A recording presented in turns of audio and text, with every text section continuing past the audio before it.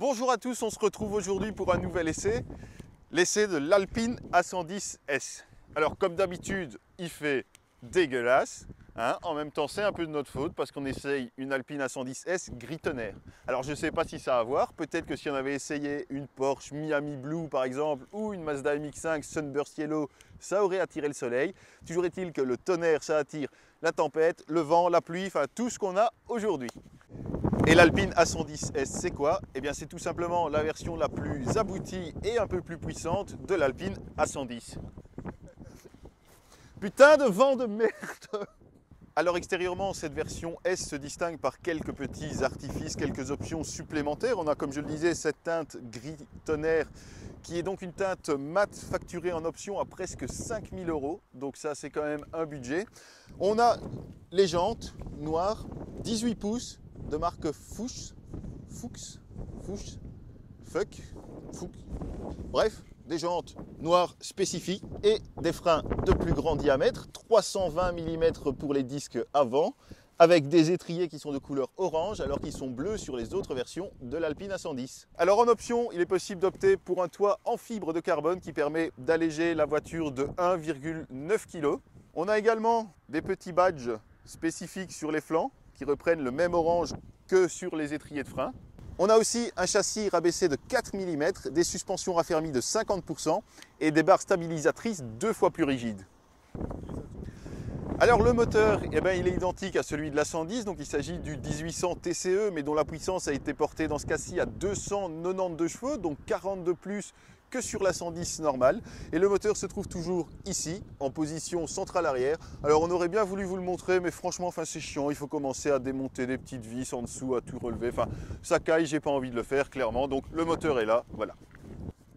Attends, ça va pas du tout, là. Quelle idée de mettre un truc à capuche aussi. Alors ce moteur en position centrale permet de libérer 2 coffres à la voiture. On en a un ici derrière, en position classique, de 92 litres, donc c'est pas très grand, hein. Faut pas espérer mettre un bagage cabine ou quoi que ce soit, c'est vraiment un petit coffre d'appoint. Et pour le bagage cabine, il y a un coffre à l'avant qui s'ouvre par l'intérieur comme un capot. Ah, voilà. Et qui permet donc de libérer 100 litres supplémentaires. Bon, faudra quand même pas voyager trop lourd, hein, mais voilà, ça fait un peu de place.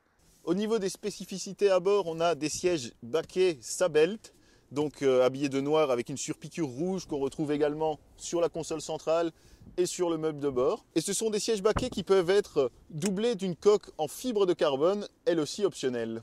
Voilà donc pour les particularités de cette version. Alors c'est peut-être un peu léger, mais est-ce qu'elle avait besoin de plus de changements ? Je ne pense pas, parce que pour moi, ça reste vraiment l'une des plus belles sportives de sa catégorie aujourd'hui sur le marché. On a vraiment un côté musclé, une ligne assez rablée, une voiture assez compacte et en même temps qui respecte parfaitement la ligne de la voiture originelle. Enfin, franchement, visuellement, elle n'est pas loin d'être parfaite.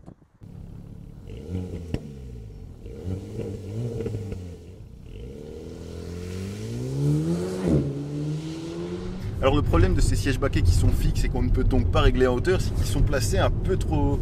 Et moi j'aime bien quand je conduis une sportive être assis très bas, et puis ici on est un peu trop haut, donc ça réduit un peu la sensation de sportivité au volant. Moi qui fais 1,80 m, ça va encore, mais je pense que les grands gabarits toucheront assez facilement le plafond.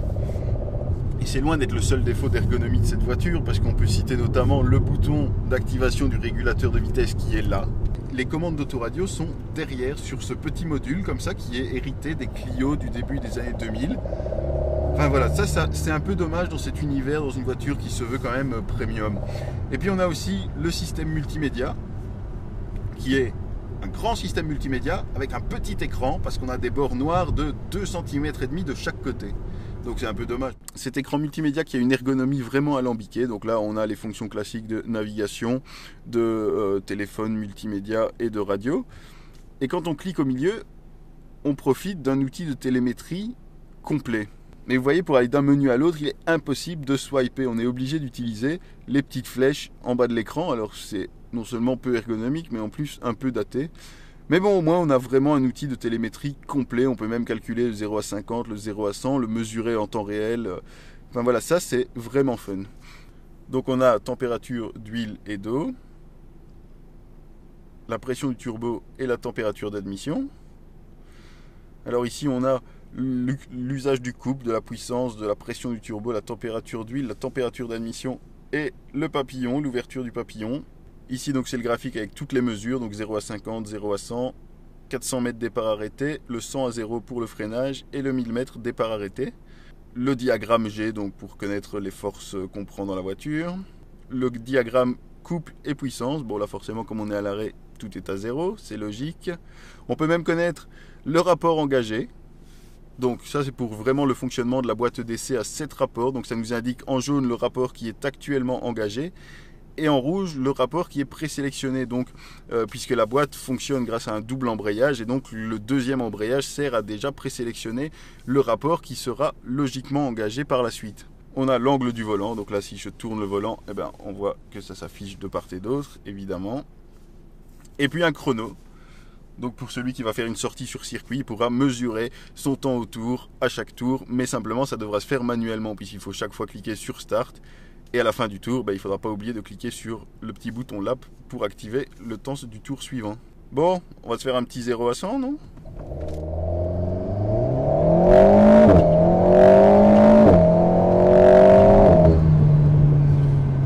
Voilà, et donc on peut voir 0 à 100 en 4,69.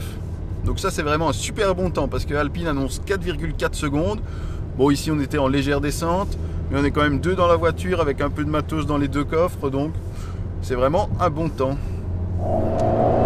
Donc les bienfaits de tous ces changements opérés sur le châssis se ressentent vraiment quand on hausse le rythme.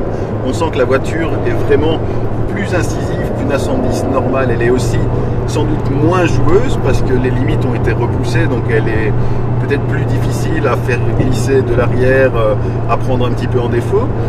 Mais par contre, pour celui qui aime vraiment conduire vite, dans toutes les conditions, c'est vraiment la version qu'il faut. C'est vraiment une voiture super efficace. On peut vraiment y aller très fort et il faut vraiment remettre les gaz très tôt dans la courbe pour faire glisser un petit peu le train arrière. Et puis pour un 4 cylindres, on entend aussi qu'il chante plutôt bien. Donc ça, l'échappement sport fait bien son boulot, surtout sur le mode sport, puisqu'on a deux modes de fonctionnement. On a un mode normal et un mode sport. Et sur le mode sport, eh bien, on sent vraiment que les ingénieurs ont eu à cœur à donner de la voix à ce moteur. Et ça, c'est vraiment bien. Ce qui est très agréable, ce sont ces palettes au volant qui permettent donc de prendre la commande manuellement de la boîte EDC à 7 rapports. Et c'est très bien de les avoir parce qu'en conduite active, eh bien, la boîte se montre parfois un peu paresseuse, un peu lente au rétrogradage. Et donc là, ça permet de repasser le rapport et de repartir sur le rapport désiré en fait.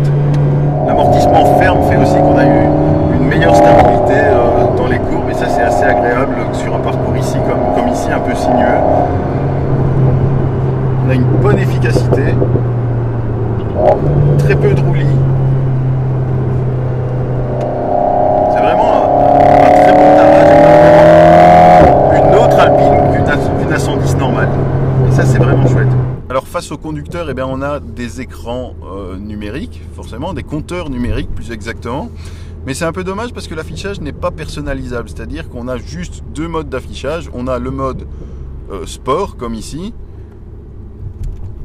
et le mode normal qui est tout à fait classique, en fait, qui singe simplement des compteurs traditionnels, mais on ne peut pas personnaliser l'affichage et on ne peut pas, par exemple, avoir eh bien, la navigation en plan large qui est quand même toujours très pratique pour rester dans le champ de vision du conducteur.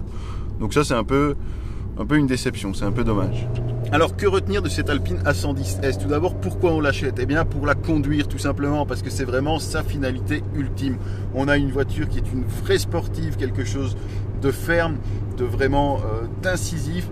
C'est génial, elle est vraiment faite pour être conduite et c'est une sportive qu'on peut en même temps utiliser au quotidien parce qu'elle est ferme sans être trop inconfortable. Par contre, pourquoi on ne l'achète pas? Eh bien, en fait, pour plein de détails, mais ça ne justifiera pas le fait de ne pas l'acheter en fait, parce que si on aime la voiture, on l'achètera quand même.